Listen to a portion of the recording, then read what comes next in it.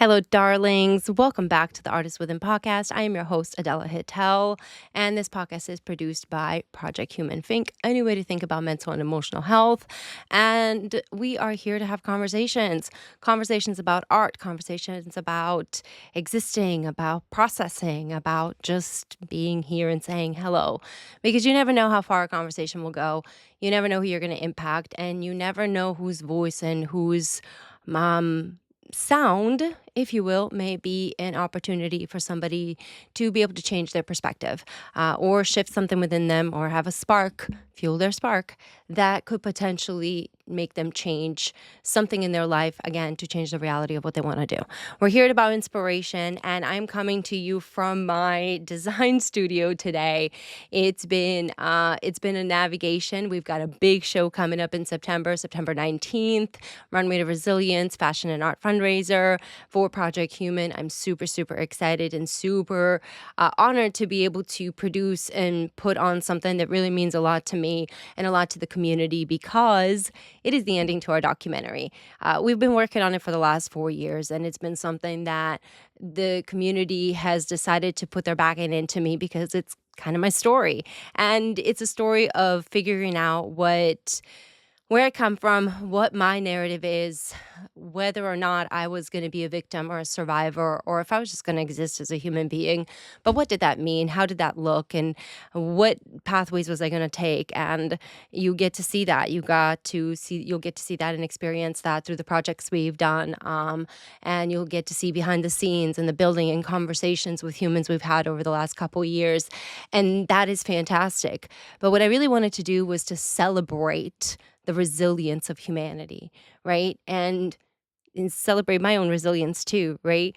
And think we should all do that. I think that's a really important step in us moving forward and accomplishing things. It's to celebrate our resilience, celebrate parts of who we are and our human sides and how we service each other and how we steward our lives and steward others, and to create a space where the community can come together and say that, like, hey, we're just here outside of everything else and all the labels, all the stories and narratives that are out there. We're here for the one that is the human one. And that's what Project Human is, bridging gaps where they are needed to be. And we use art to do that. So we'd love to have you there. September 19th, tickets are on sale right now. You can still, I believe, get an early bird discount. If not, follow our models. We've got quite a few of them, and we have a list that is up on our website. And if you are interested in following and supporting one of our models, you'll get a discount on there. They have got a little code for themselves. So we're really trying to bring the community together and to create something epic so that it can go to festivals and it can showcase the community of Jacksonville and artists and stories of, again, not just the stories of here's what we've had to do and navigate and oh my God, but then here's how we have navigated it. Here's how we are celebrating it. And then here's what we're doing with it next. That's what's so exciting. And I'm really, really excited to bring on my next guest, because she is also one of our designers and participants in the fashion show. I met her not too long ago, and I believe she reached out to me first, and then we went back and forth, and then I was like, hey, I've got the opportunity. We're going to do this show. We'd love to have you a partner. We'd love to have you be a part of it. What can we do? How can we do this? And I'm super excited because she's an aspiring and upcoming designer and creative and just a really amazing human being. And as far as I know so far, so, we can all change. And you know how I say that because I think I'm great and I can question that at days. But she's an amazing human. And I don't think that we're put into positions to not offer opportunities to what we do unless the human is really passionate about what they do and their craft and how they cultivate and their mission and what they stand for. And Meg Pettus really exemplifies that. So I am super excited and super honored to bring her on. So let me bring her on board over here. Here she is. And I hope I said your last name right because, You're so good. You're good. Okay. All right. So let me introduce her really quick with a short bio of who she is, based on what I've written down because it's better than my speaking off the cuff. Meg Pettus is the self-trained sewist and creative force behind Manic Quarantine Designs, a Jacksonville-based fashion studio offering handmade clothing, costumes, alterations, upcycling, and fabric prop creations. Meg began sewing during the COVID-19 pandemic and later pursued digital fashion designs at Central Michigan University. Working from her creative home at Burn Bright Studios, she approaches fashion as a form of expression, transformation, and human acceptance, grounded in her belief that the industry should treat human bodies as a human body, not a number. She's also a metal vocalist and participating designer in our Project Human, Runway to Resilience, Manic Quarantine Designs, and with Burn Bright Studios. So welcome to Meg Pettus. Please make sure, correct me if I said your name, your last name wrong. And You're so good. if I missed anything to adding to that introduction for you. Yeah, so basically you hit all the nails on the head. I am Meg and I own Manic Quarantine Designs. Now, how Manic Quarantine got its name is, of course, during quarantine, during COVID, you would get manic. Like I get cabin fever. It's like so bad. So I got manic and I was like, you know what? I have a hand needle, I have some thread, and I'll just, yeah, yeah, and I'm gonna upcycle my clothes. I decided to breathe new life into clothes I already own. Like I thrifted a dress and I was like, oh my gosh, it doesn't fit me. So what I did is like I found a fabric panel and I just sewed it in. And from there on, I was like, big brain do things. So yeah, was born in the heart of COVID and I've been sewing ever since. That's awesome. So you mentioned that COVID was one of your experiences that profoundly shaped you, and obviously we'll get into your upbringing too. But I want to say, so tell me who was Meg before COVID. Give us a little bit of history of who Meg was and who Meg is. A little bit about your upbringing and your childhood and how you got into what you're doing in being a vocalist and a designer now. Yeah, so I was born in Colorado, but I was raised here in Jacksonville. I was born to a Jewish and Catholic family, so it's been a little weird. My parents divorced when I was about 2 years old, and my mom won full custody of me. Um, and it wasn't the best upbringing, I'll be honest. And as I've grown into my adulthood, I realized I've just grown a lot as a person. But before I became a designer, I was actually an actress. I studied in Amden, New York, American Musical and Dramatic Academy, New York City. It's right behind Lincoln Center. And I studied theater for film, television, and stage, where I was trained by professionals that have started with Keira Knightley on Broadway. They've worked with Tina Fey, Alec Baldwin. Just thinking of who my teachers were, and I'm like, huh, you're actually really cool. So yeah, no, literally. So like I studied there for 2 years, got my AA in theater. Then I came back to Jacksonville and won my very first paid acting role as Magenta in The Usherette at the Hourglass Pub and Coffee House, which is why this tattoo right here, I don't know if you can see it. I can see Uh, that. Well, I can see a yeah, shape of it, most of it, yeah. yeah. So it's this one right here. Oh, It's okay. it's very, it's very emotional piece for me because it's also my survivor tattoo. That's a spider, right? It's a black widow Black spider. widow spider, Yeah. okay. Yeah, because the owner's name was Widow, or her nickname was Widow, and she owned Hourglass. And I was like, oh my God, that is absolutely perfect. Oh my So gosh, I love yeah, it. but yeah, it was actually a very special piece because Hourglass was my home when I was homeless. Um, in 2017, I was kicked out by my family, and it was really tough navigating because I had to find a place to live. You can't. I need to have a roof over my head, and I was working about two jobs, um, and I was working on getting a car as well. So it was really, really difficult. But I wouldn't trade any of the experiences that I went through because it made me who I am today, and it got me this really cool piece. Like, come on, y'all. Yeah, no, This that's super cool. That's super cool. I have a tattoo piece of an hourglass over here, and so when you mentioned hourglass and time and the window and everything, it's it's it's cool to see how it's cool to see how we can have pieces of ourselves be kind of permanent, all because one human's actions or one human's moment of kindness that can navigate a whole, again, like that whole space for us and a trajectory of a different life versus what we potentially have thought or what our environment or our childhood has shaped.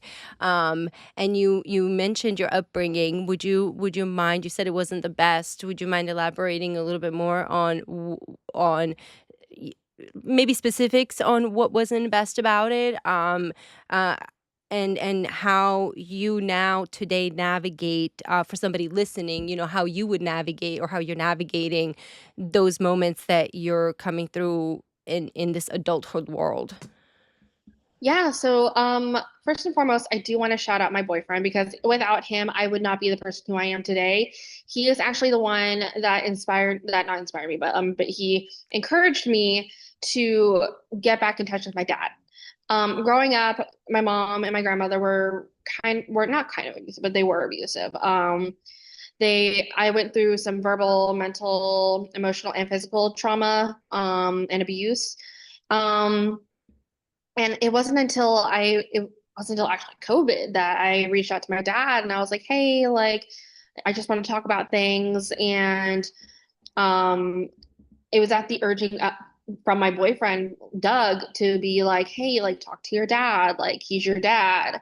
So I was like, okay, fine. Because growing up, my mom manipulated me into thinking my dad was the problem, when really she was kind of self-projecting her own insecurities onto my dad, and onto me as well. So I reached out to my dad. We worked everything out. I told him and caught him up, and he was like, I'm so sorry that I was not the parent that you needed to be. And from here on out, I will do better. Um, and right now, he might be listening to this right now, but dad is literally one of my best friends. He's like my rock. He is so amazing, and I would not ask anyone else to be my dad, honestly. So but yeah. No, I wanna piggyback on what you just said and shouting out the men in our lives. I don't think we as women, we have plenty of shout outs that we do in our men in our lives of what they don't do and how well they are not trained or how all Yeah. this, like, we have plenty of that. But again, as we navigate even with what we do and the narratives we have and what we want to share the goodness of and the support of that. And how has I know for me personally, you mentioned your trauma, like having your support of your boyfriend. My husband is my greatest, like, support rod, everything. He's literally shaped all of who I am. Um, and it's his strength and like his boundaries and this masculine stance of being able to protect me to the stance. Like now we just celebrated 20 years. So, we've got a long time. Thank you. Thank you. So we've got a long time of like really learning to grow with each other and understand and a lot of that. So like as I reflect back on my life and I reflect back on who I was as a young woman and in our relationships and everything like that, seeing how vulnerable I was because of my relationship with my family and my parents and how not having that strong role model as a young girl was so impactful to me in the day of like today and in adulthood, than to have one, and to not just have one, but to have one to navigate me in which way I need to do, not to just chastise me or to make me feel like I'm crazy or whatever that is, but to like really become a security. So how is that experience, like having that? Because it's such a huge shout out that we need to give to them. Like there are some strong men in our lives that hold the crazy, if you will, at least in my case, speaking personally, that hold the crazy. I'd like to make sure that I'm not including anybody in any place that they're not, themselves. I'm not voluntelling people about themselves. Um, Yep. but I for myself am like, I know the emotional level because I am a woman, and what I lacked and what I missed or what I don't have and what I spend my time thinking of, how he helped navigate that. How has that been for you today, and to reflect back on in your childhood? Like, what is that difference? How does that feel? Honestly, so kind of like a side, kind of like story, I do practice Hellenistic pagan witchcraft. And I just found that like my inner child was healed through my boyfriend, which is absolutely insane to me because he met my mom. Like because my mom and I were living together when I was evicted, it was when by my grandmother, my mom and I lived together, and it was just hard working two jobs and all that. But when my boyfriend and I first got together, he met my mom and realized, oh my gosh, she really did go through a lot. So he made it his goal, I guess, to help me overcome that.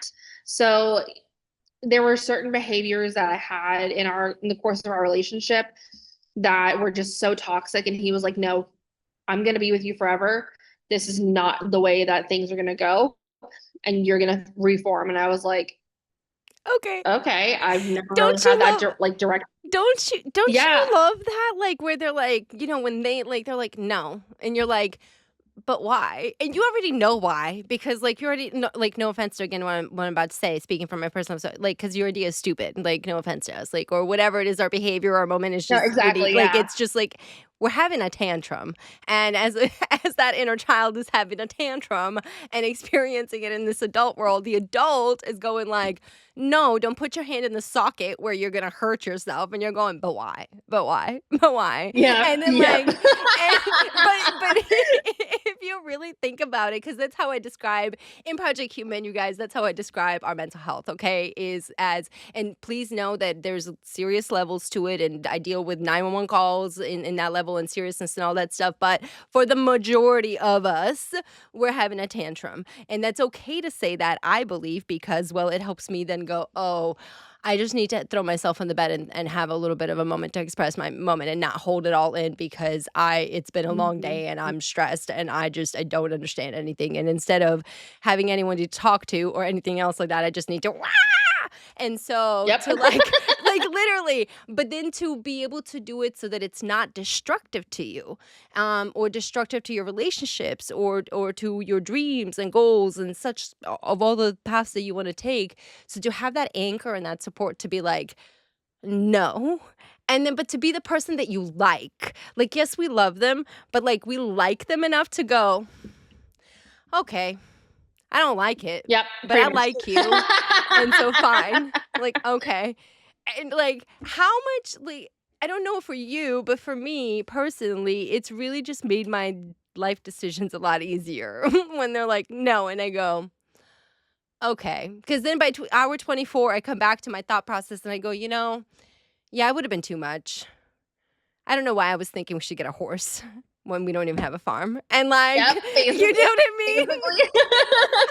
Or why I need to go on this like vengeance for something that my mother or father did back in the day. Literally, he Literally, puts things into perspective, and I'm just like, oh, I'm the problem. It's me. I'm the problem. Oops. literally, I knew I liked you for a reason. See, you guys, I was right. She's a good human being. She knows what I'm talking about. She understands it. It's right there. What I keep preaching, hi, you're the problem. It's you in all the situations. Again, does not mean that you're not influenced and all the stuff. It's still you. You're the problem because you control how and direct how your life is and paint it and do whatever you want to Yes. do with it. Like, it's you.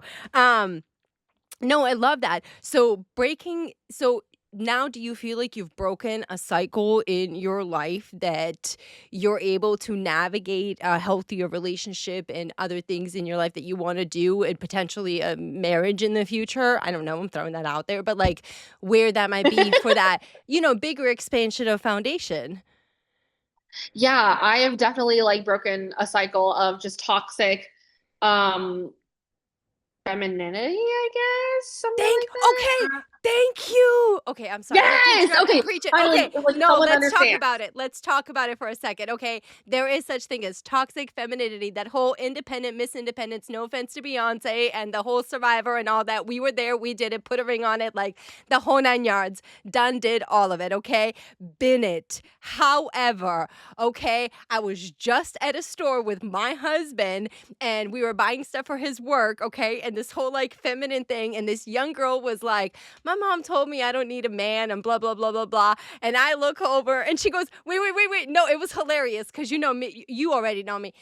But she Yes. goes, do you want to open up a credit card? And I was like, no, he's my credit card. And she looked at me and I was like, 20 years of it. Great credit. I was like, right there. Like, I don't like, great. He swipes and all that. And she starts laughing. She goes, well, my mom told me I don't need a man. I was like, your mother's wrong.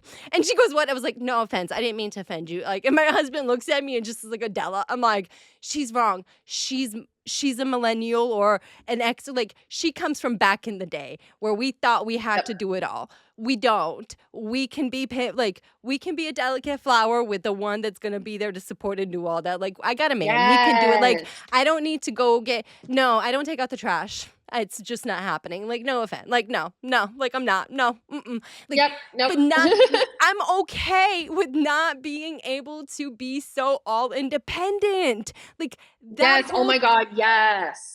Like I don't know. I don't want to. Like, I don't want to. I want to be considered weak and fragile. I do. I want to be vulnerable. Why? Literally, like, and there's nothing wrong with being vulnerable. Like, that's what, like, I was literally taught.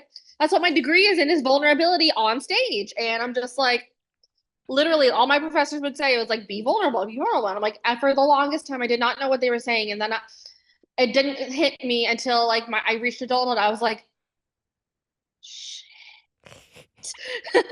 There's such a beauty to being a woman, like to being feminine in your existence, like to that vulnerability and that delicacy of you, right? That sure, the Mhm. world may have to see the strong and the powerful and do whatever, but to be able to come home, take them heels off, put a whole world into like away and not worry at all and be exactly what you were designed to be, which is just, again, like that delicate.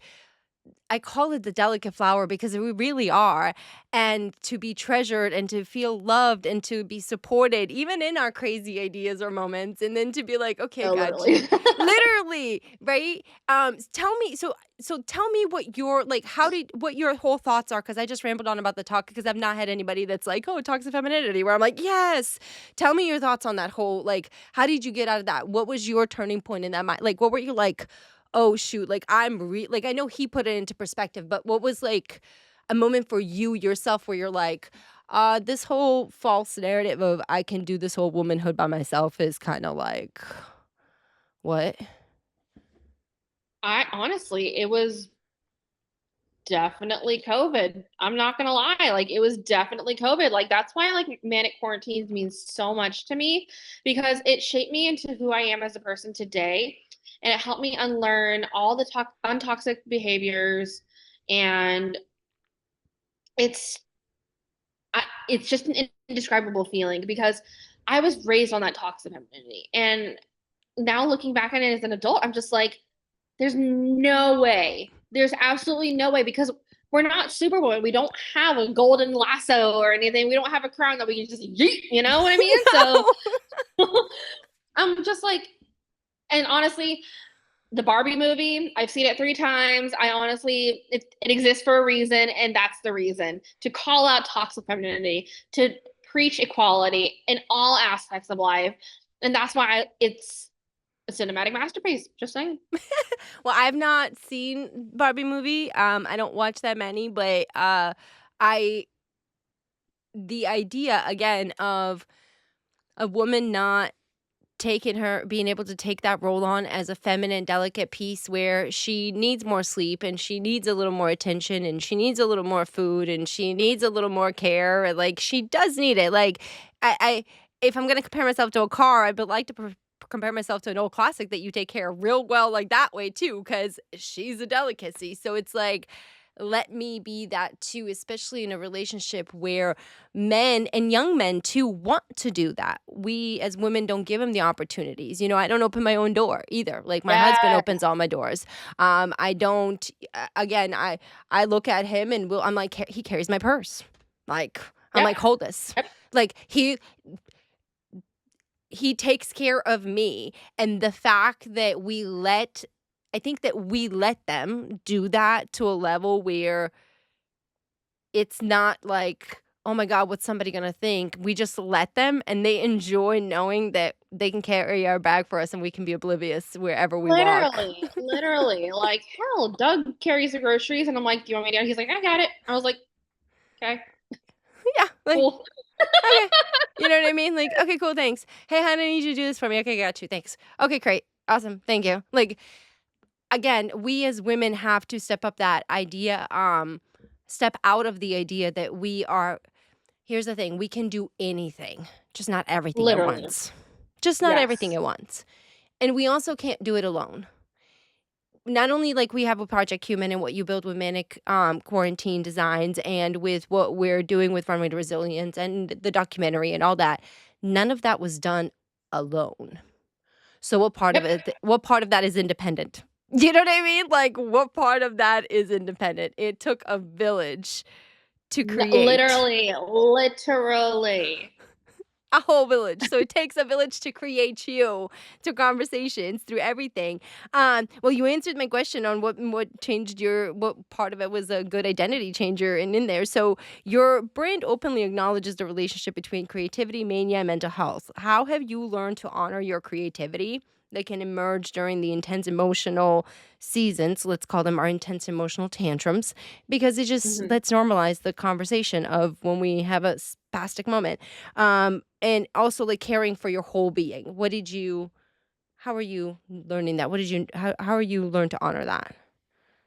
So honestly, mania is mania. So like during COVID, during quarantine, I would get manic. So the way I would channel that like mania and that energy is in a hand needle and thread. And then it grew to a sewing machine and watching YouTube videos. Because when I get manic, I don't know about you guys, but when I get manic, I'm restless. I literally my brain's going like a million miles an hour. It's going boom, boom, boom, boom, boom, boom, boom. And I'm like, okay, I need to hone in, lock in on one specific thing and focus my energy into that.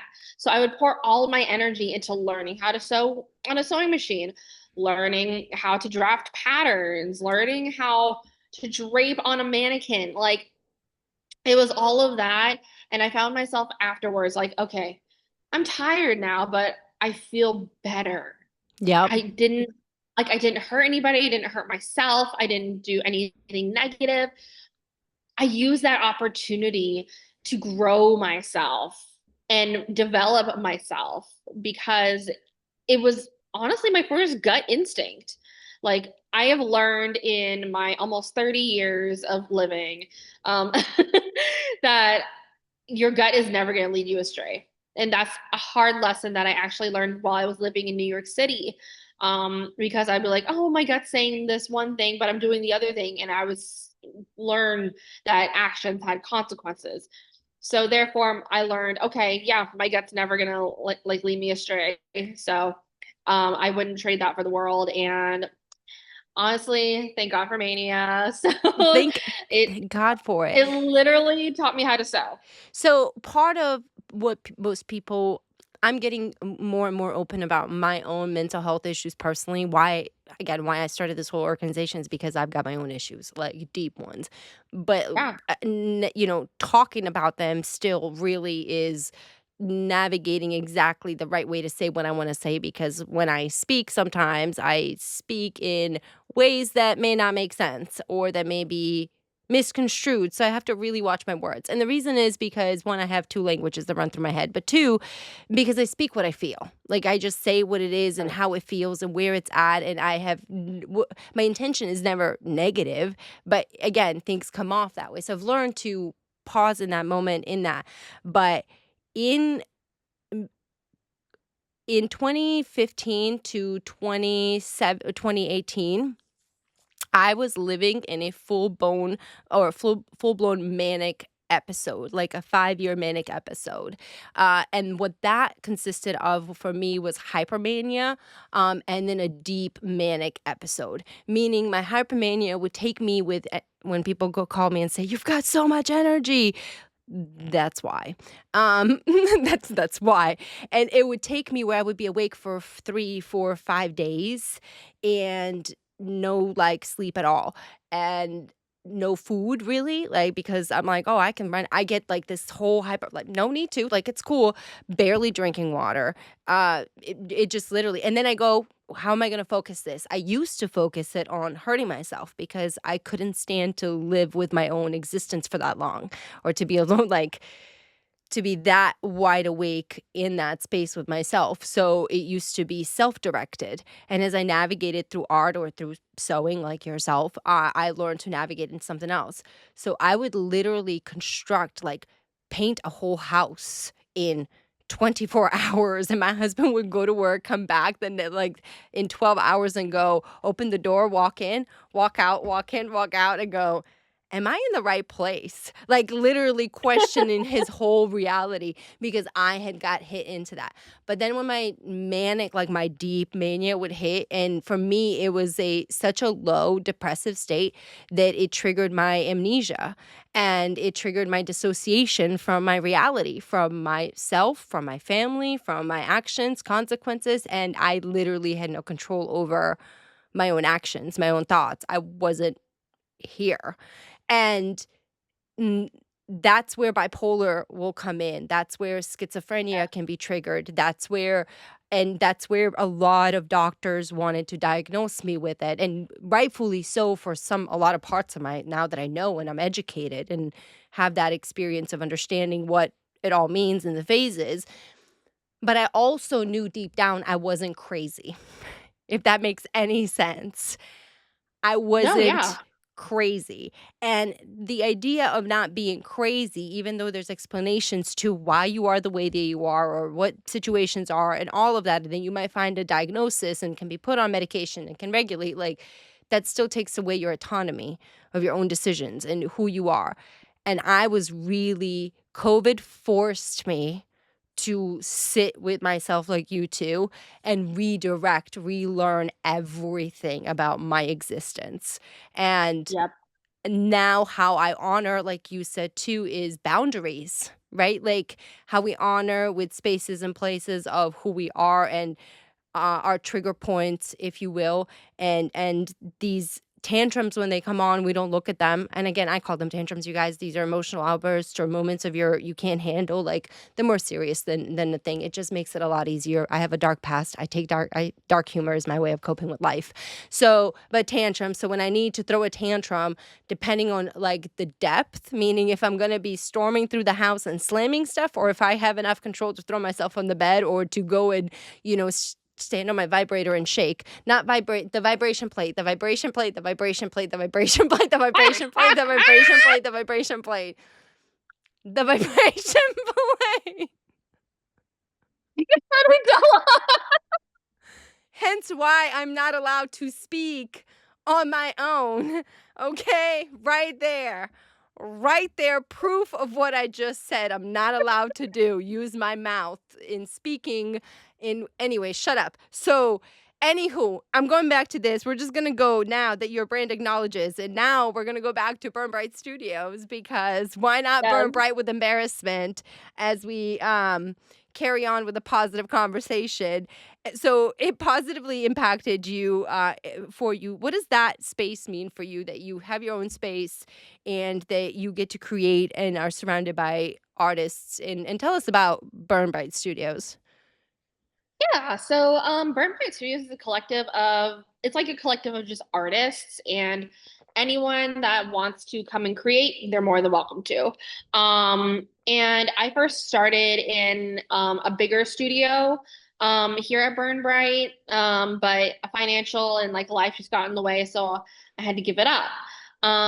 But then an opportunity came knocking at me. The owner of Burn Bright, Alyssa, she is a former fashion designer.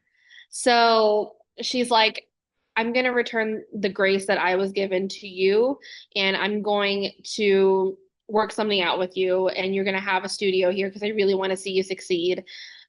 So it's given me the chance to grow Manic into what it is now. And it's going to continue growing because I have such an amazing support team. I have such an amazing like studio. I mean, like I'm in my studio right now, and I have such an amazing like just I just have an amazing like support group, and I could not be more grateful for Burn Bright. I couldn't be more grateful to them. I couldn't be more happy to be in this what I call a family at Burn Bright Studios. Like I'm just incredibly grateful, and the fact that the universe was like, "Hey, like she's gonna grow," and then Alyssa saw that, and it's just mind-boggling to me. So I'm really, really, really grateful for that. I love that. And so now you've said that now that you're got your space and you're doing that, and you've said that your fashion should be treated well, you said the fashion should treat the human body as a human body, um, not a number. I'd like to look at it as stop treating us like sticks. Numbers are much better. Hangers are more the other, because if you don't hang, Yep. you don't deliver, and that's just stupid. But what do I know? I'm over here being smart, I guess. So where did your conviction come from that the human bodies are to be treated as human beings, and that we should try to change the perception of our industry and or the industry itself through the conversations and the opportunities we provide human bodies? Yeah, so I'm a plus size woman, and I can't get anything comfortable, stylish, affordable, and sustainable unless I go to Torrid or Hot Topic. Even so, that's fast fashion. And fast fashion, let me tell you, makes me so mad because millions and millions of tons of textiles and clothes are thrown into the wastelands every year. Mhm. Why? Overconsumption. That's why. So I refuse to be a plus size woman and have to buy from these fast fashion companies. Like, if I can learn to make it, I'm going to do it. I've always had Yes. that entrepreneurial mindset because growing up, my family, they didn't want to invest in me. I'm going to be completely honest. Um, so what am I going to do? I'm going to teach myself how to sew clothes. I'm going to teach myself how to make a pattern. So I taught myself everything I know. And the fact that, and also I learned in my studies at Central Michigan University, I did a whole paper, a whole speech on the women's sizing system and how it's outdated. It focused on a certain demographic in the 1940s, a Hmm. rural area that was only white women. And I was like, you didn't include any other ethnicity? And they're like, oh, we updated it. Yeah, in 1982. Right. Be so real right now.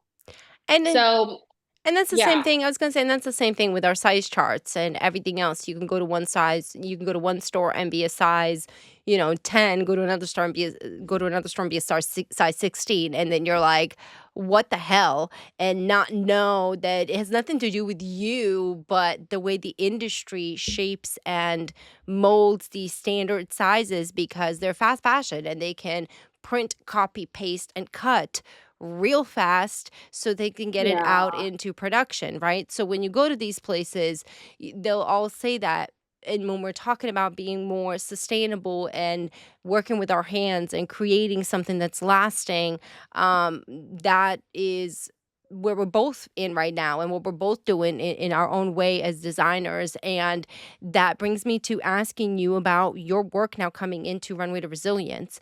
As I mentioned to you guys earlier, this is our Runway to Resilience is our annual fashion and art fundraiser show for Project Human. And the idea, so for me, fashion as a prisoner of war, as a child of war, and coming to America, a refugee, and like just not having and being poor as all you can be. Like you learn to navigate your life. You learn to make clothes. You learn the hand-me-downs. You learn that Dollar General and Dollar Tree become your best friends, and you just make it fashionable, right? And then when you upgrade to Walmart, you've made it. Um, at least that's been my experience. So when you upgrade to Walmart, you're like, yay, I'm rich. Um, and that's not to knock anything down. It's just the way of life that it was back in my time. And again, I'm going to my 40s, you guys. Just I keep reminding you that because I'm going to celebrate my 40th birthday, and I'm really trying to convince myself to do that. Really, really, really trying to convince myself to do that. Yes, you do the So thing, girl. I'm gonna try to. But so the runway to resilience and that idea of for me has been that I've literally crafted my whole life fiber by fiber, like stitch by stitch, moment by moment. It has been crafted, and my design is inch by inch for every woman. It's IU Designs inch by inch, and it's literally because that inch matters. It matters in our hip, it matters in our shoulder, it matters in our neckline, it matters in our like that inch matters, and that inch also matters in what time of our month we're in and where Oh, we're girl. like that inch matters a lot. So the idea Yeah. to be able to provide women a place that is not only sustainable but also something that they can come in and be like, I want to wear my favorite piece, alter it or do this, and that's something you offer too, alterations, and that inch by inch also applies to other designers, again, those smaller places and alteration places. So the idea that you just want to invest in yourself. So what has made you what was it? Did you reach out to me or did I reach out to you? And what made you reach out to be a part of Runway to Resilience and part of Project Human and what we're doing? I reached out to you first because I was like, oh, I'm gonna just, apply and see what happens. And honestly, it was on a whim. I'm not gonna lie to you, it was on a whim. And then when I heard the news, I was at my old job. I literally like fell to the floor crying out of happiness. I was like, oh my, literally, I was like, oh my God. I was like holding onto the table. I was like, and I was like, I can't go back to work. I'm so happy. So it was that moment that I was like, oh my God, I'm being like I'm still like reeling from it, even though that was like a lot of months ago. I don't remember how long, but I'm just so happy to be a part of it because this is gonna challenge me. This is gonna make me grow, and this is gonna help me. Like I'm so invested in this. I am so excited. In my design. Oh my God, I'm so excited about my Tell design. me a little bit about your design. Tell me a little bit about that and how you're relating your what you're feeling and your experience and expression with the theme of it, the butterfly, the runway too, the resilience and what it is, because you and I just came over and talked and all of that and had a moment, and so tell me about all of that. Okay, so my design is gonna be I've decided to make it like a tankini kind of deal. So it's gonna be the fountain in the garden because the garden has to have a beautiful butterfly fountain where the butterflies can just, refresh themselves and whatnot. Um, Replenish their souls with some water because water is the elixir of life. literally.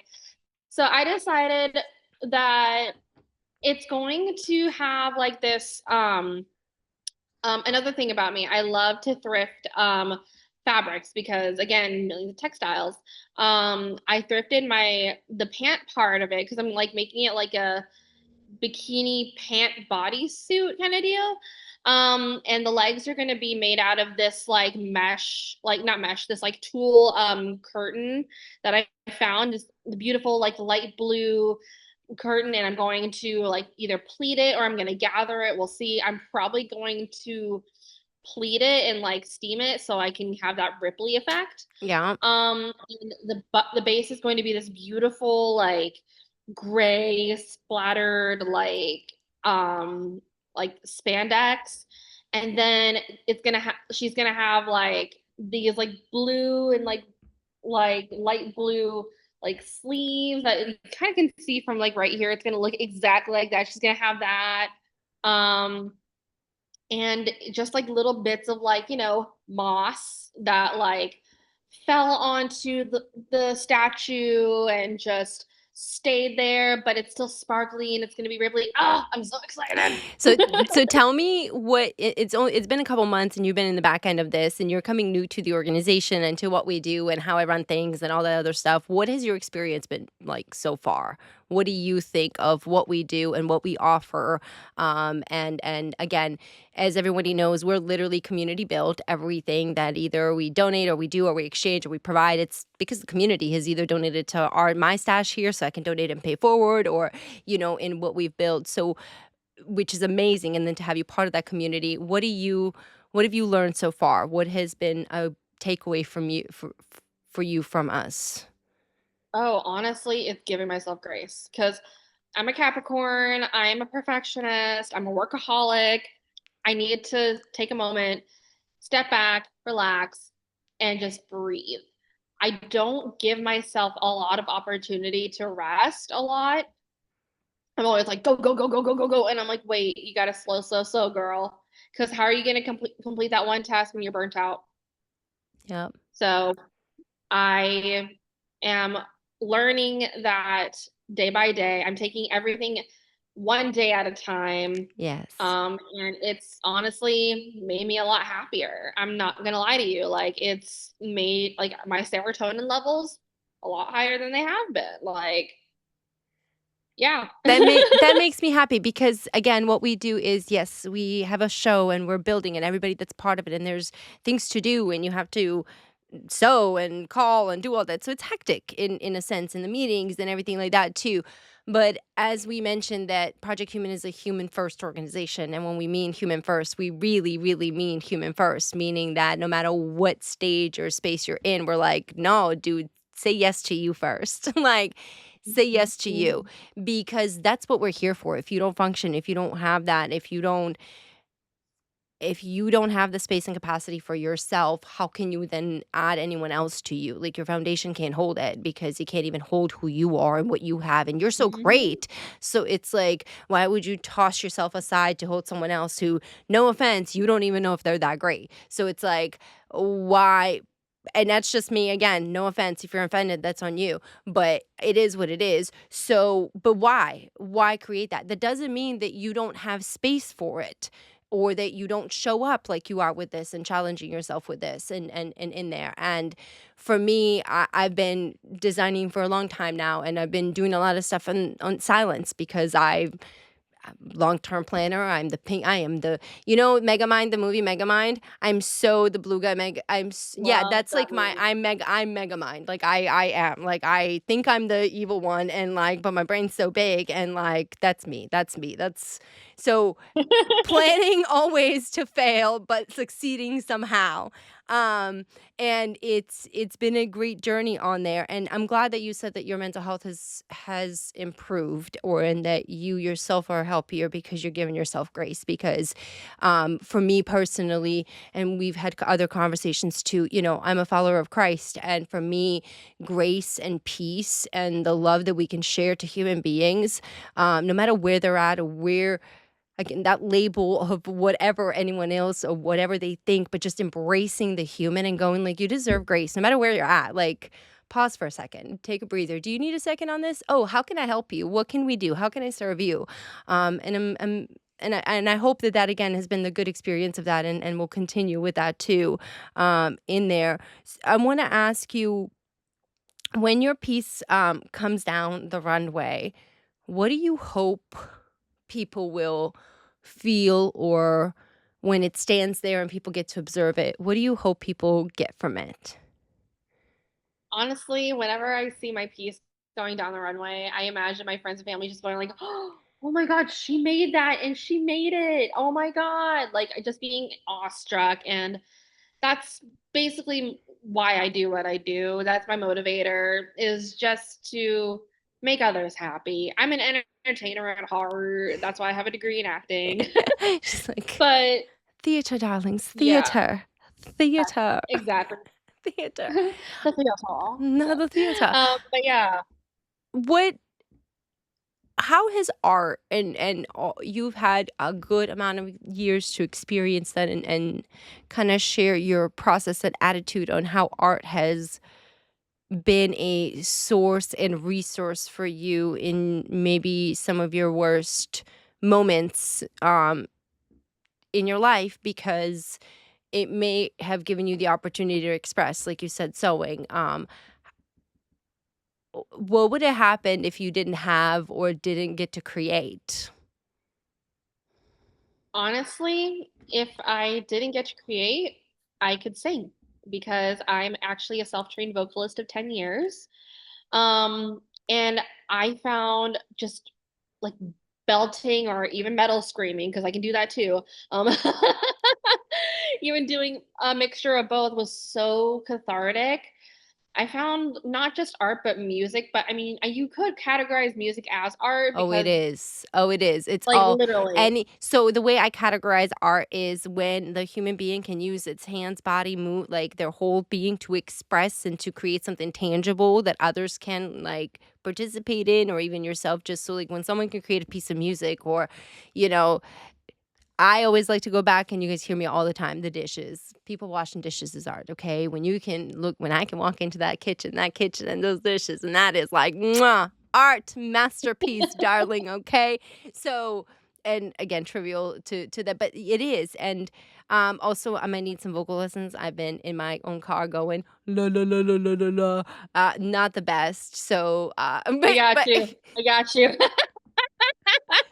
But you should hear on my 15-minute ride with my son as I'm going, and I have this, like, so I do vocal lessons in the morning, you guys, okay, side story, I do vocal lessons in the morning, and because it helps me, like, it helps me, I like it, and my favorite vocal exercise is that, like, I don't know the words, the names of them, okay, Lip so, trill. yeah, there you go.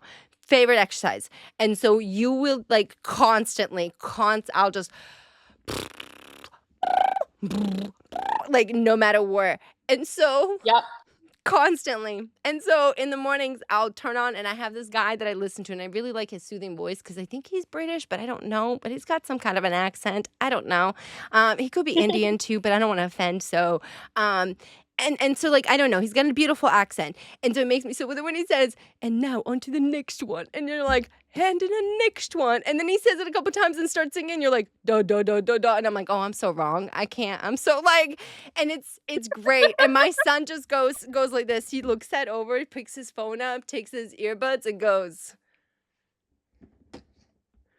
and then is done for, like done for. And I'm in here Oh going, my and I God. am, and I'm going, mama, mama, mama, mama made me mash my M&Ms. Like I'm all over it, all over it. It's hilarious. Because I think I can hold a tune and I can't, but it's okay. It's okay, I think in my head, but that's what being great is, thinking you're great and then believing you're great, and then eventually, potentially, you can train yourself just like you can train your vocal cords to be great. Yep, exactly. See? And then I Exactly. have a teacher, a vocalist who teaches. I'm surrounded by an opera specialist too, so it's like if I needed to, I could ask. I could ask. I probably can't reach it, but I could ask. So surround yourself with some awesome expressive human beings, guys. Creativity is awesome. Creativity is awesome. Um, what have you witnessed around you, and around yourself right now as one characteristic that you've learned you have, but didn't think you had? Oh, I would say confidence. I honestly, I do struggle a little bit with like my self-esteem and all that, my confidence, my self-confidence, because I always doubt myself. But people are like, no, you've actually got this in the bag. And I'm like, wait, really? And then I look like I'm a results kind of driven kind of girl. And I'm just like, okay, but I don't focus on the end product. I'm more so focused on the process. So I'm just like, okay, if the process is perfect, then the end product should be decent. But that's just underestimating my own self. And I've learned to really just, like I said, give myself grace, and be more confident in my skills, because I wouldn't have gotten this far just to get this far. Yep.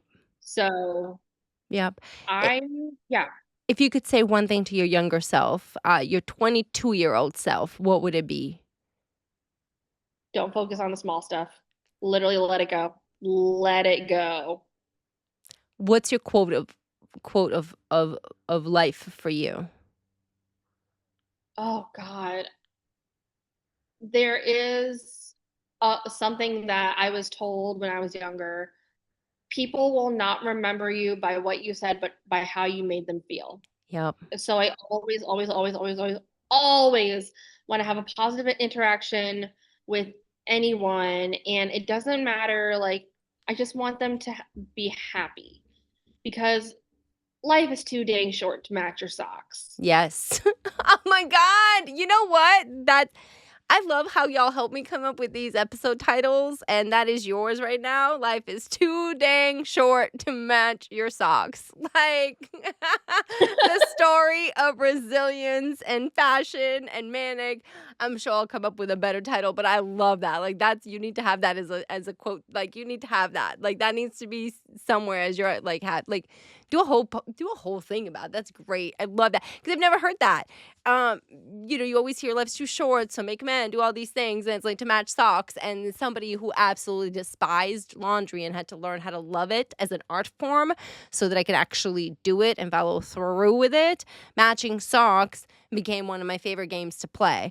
And when I didn't have the matching socks, I had to let the unmatched socks go, or just match the unmatched socks together and be like, you're close enough, but not Yep. sweat the small, like, right, but not sweat the small stuff. So I love that analogy. I love that because it helps me then for somebody who loves laundry and like, you're like, hey man, life's too short to match your socks. So like, yeah, no, absolutely. Like, I love that.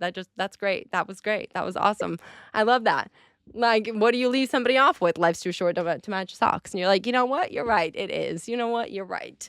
And Yep. what else? What else? Um, when you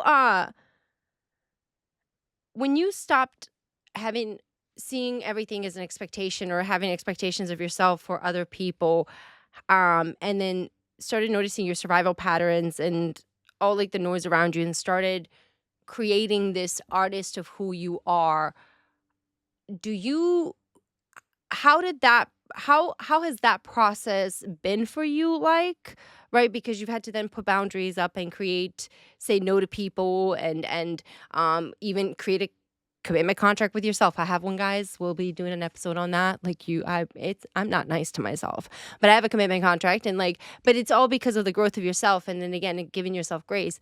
How has that been for you, and how are you re-navigating that as you're moving forward into different stages of your adulthood? Yeah. So, anytime I say anything negative about myself, I imagine saying it to my younger self of like maybe like 4 or 5 years old. I'm like, is Ew. that nice to say to a 4 year old? And I'm like, oh, if it's not, then I shouldn't be saying it about myself. And that's really helped me because so I did a meditation one time and I saw my inner child and I felt so bad. I felt Mm. so, so bad. So I gave her a hug and I was like, I'm sorry. I will do better for you because this is all for you. Um, it's really my inner child that like motivates me and like really just pushes me to be better. Mhm. Like I am not my past. My past does not define me. It shapes me into who I am. I love that. So I love that. I up until recently, well, for a long time, I didn't recognize my own inner child, until I saw myself through a different lens. And when I realized that I was the child with a teddy or a machete, and I couldn't decide which one I was going to use at what day. And then it wasn't that I was going to have to use it against the world, but against myself, because I kept continuously failing myself and protecting oh myself, no. failing myself in, creating pathways of healing and care and love and all of these, because I thought the responsibility felt on other people. Like, so I would get myself to trust myself enough and then throw myself and be dependable on someone else and then hope that that fixed it, when in reality it didn't. And then the inner child would run back and hide away in her cave, in her little box with a machete going, come near me again, Adela, I swear. And you're like, I'm not trying to. But having to build that trust with yourself, that inner child is is really important to have a conversation with, because it forces you to look at your accountability responsibility for the actions of today. Um, and it does not excuse the behaviors of what you're doing, but it gives you a pathway to be able to say, hey, you know what, maybe these are the behaviors and actions I don't want to do anymore. Maybe I want to do a little bit more. Yeah. So I think you froze on my video end, so I'm going to pause for 1 sec. Okay, awesome. So yeah, that inner child needs that love, needs that attention on there. Last but not least question.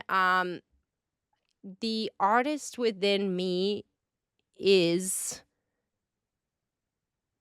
hoping to learn, building, or creating. What is the artist within you doing, saying?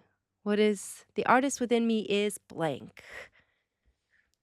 The artist within me is driven because I'm motivated and I'm ready, and she is itching. She is literally like, come on, get me out. Get me out. Come on. Yes. She's itching for an outlet. She is itching for a creative fix. And she's ready and motivated. She's got her sketchbook, the measuring tape around her neck, and she's ready to just create. I love it. I love it. So tell all of our listeners where they can find you, what you have going on, and that they can come see you at our Runway show. So they should buy tickets. Yeah, so if you guys want to follow me on TikTok, it is manic_quarantine.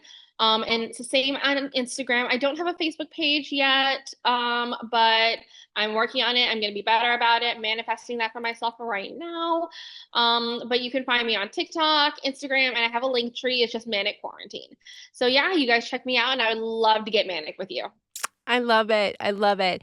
And like I said, like I mentioned, come to our show. We'd love to have you see her designs, see our designs, and see what we're building and what we're creating, and take a moment to experience how what we do in the projects we do and the opportunities we provide the community to be a part of. Like right now, if you want to be a vendor, a volunteer, a sponsor, and you want to come just as a guest, we have plenty of options and ways for you to participate. You can visit our website at www.phinc-ing.org, thinking.org, and all of the information is right there on the front page for you. So we'd love to have you be an impact sponsor with us. Help us impact one human, one business, one opportunity. Helps us navigate and create a new step forward and opportunities for people and for humans like Meg to be able to come participate at low cost or no cost, ways to create with the resources that we do have provided again by the community. So until next time, my friends, adios. I love you very much. Ciao, ciao, and enjoy. Please remember to give yourself grace. You're worth the effort. You're worth the conversation. You're worth all of the stuff. And come see us in any of our MCCs or listen and download and subscribe and do all that other good stuff. All right, that's all it. All right, until then, bye-bye.